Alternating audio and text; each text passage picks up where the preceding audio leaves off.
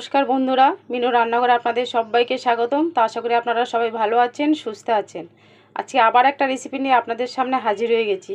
রেসিপিটি হচ্ছে গলদা চিংড়ির গন্ধরাজ ভাপা। আর প্রত্যেকটা চিংড়ি মাছ এখানে ছাড়িয়ে পরিষ্কার করে নিয়েছি। আর এর মাথার ভেতরে যে ময়লাটা সেগুলো সব বার করে নিয়েছি।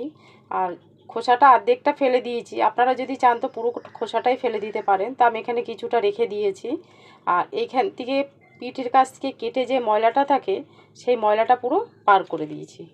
নুন দিয়ে দেবো, হলুদ গুঁড়ো 1 চামচ দেবো। আপনারা যদি চান তো হলুদ দিতেও পারেন, হলুদ গুঁড়ো আবার নাও দিতে পারেন। এখানে আমি 1 চামচ হলুদ গুঁড়ো ব্যবহার করলাম।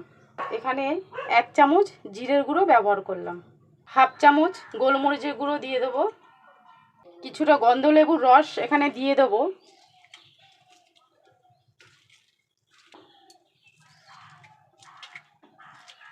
হাফ চামচ আদা বাটা দিয়ে দেবো। হাফ চামচ লঙ্কা বাটা দিয়ে দেবো। ভালো করে মেখে নেব।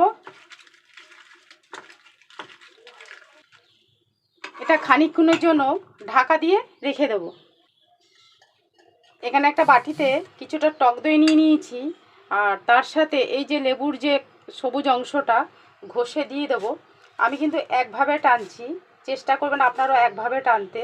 আর এই সবুজ এই ভেতরে সাদা অংশটা যাতে না পড়ে সেইভাবে আপনারা টানবেন। ভেতরের অংশটা যদি পড়ে তাহলে কিন্তু তিতো হয়ে যাবে। ভালো করে টক দইটাকে ফেটিয়ে নেব। এই ফেটানো টক দইয়ের সাথে এইখানেও একটু খানিকটা লেবুর রস দিয়ে দেবো। ভালো করে ফেটিয়ে নেব লেবুর রসটা দিয়েও। ঢাকাটা তুলে নেব।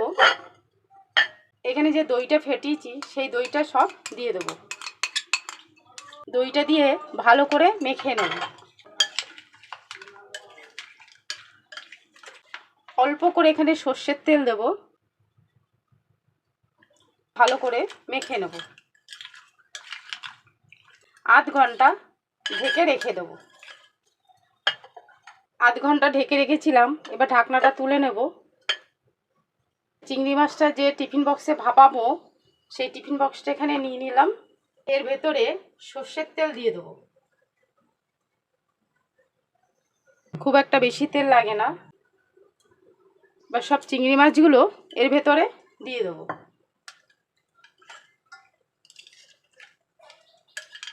ওপর থেকে আরেকটু লেবুর রস দিয়ে দেবো।